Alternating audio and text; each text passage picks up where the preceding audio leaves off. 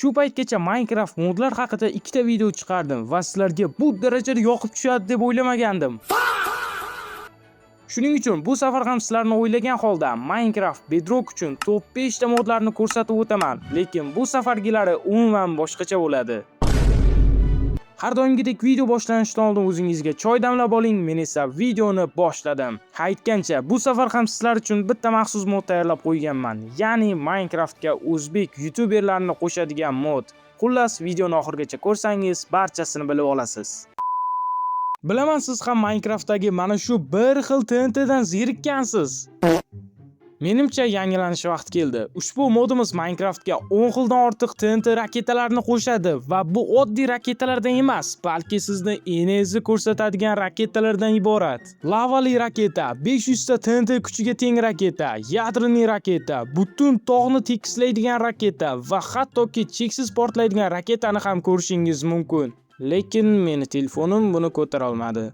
Agar mod sizga ma'qul kelgan bo'lsa, marhamat, bemalol o'ynab ko'rishingiz mumkin.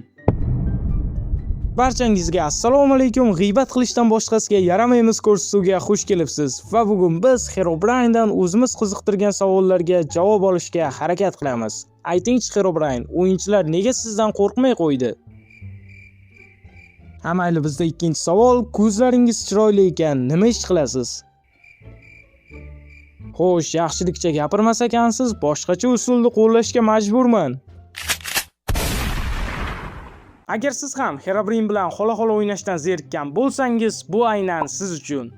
Ushbu modimiz o'yinga sizni do'stingizga o'xshaydigan maxluqni qo'shadi.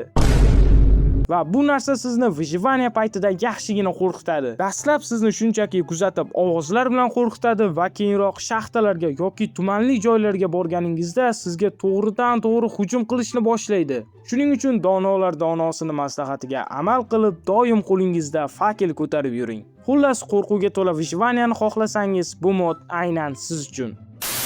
Aytgancha, sezgan bo'lsangiz Minecraft skinim o'zgargan, lekin siz Telegram kanalimga obuna bo'lganingizda bu haqida allaqachon bilgan bo'lardingiz. Kanal haqidagi barcha yangiliklarni o'tkazib yubormaslik uchun Telegram kanalimga obuna bo'ling va albatta bugungi modlarni ham aynan shu yerdan topishingiz mumkin. 3-o'rnimizda Java menu modi. Birgina shu mod orqali Minecraftingiz mana shunaqangi zerikarli interfeysdan mana bunaqangi ajoyib ko'rinishga keladi. Ya'ni o'yin xuddi Java versiyaga o'xshab qoladi. Hattoki farqiga ham bormaysiz. Videolaringizda bu modni ishlatsangiz, hech kim sizni telefonda o'ynayotganingizda ham deyarli bilmaydi.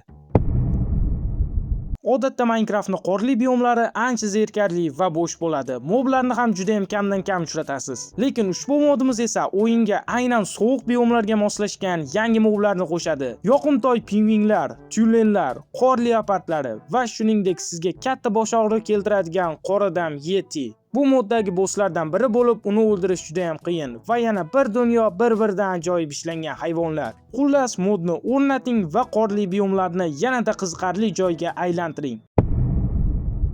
Va nihoyat hammangiz intiqlik bilan kutgan video boshida va'da berilgan modga ham yetib keldik. Birinchi o'rinda Minecraftga o'zbek youtuberlarini qo'shadigan mod egalladi. Bu yerda siz sevib tomosha qiladigan deyarli barcha o'zbek youtuberlarini ko'rishingiz mumkin. Bu mod bilan bemalol videolaringizda foydalansangiz bo'ladi.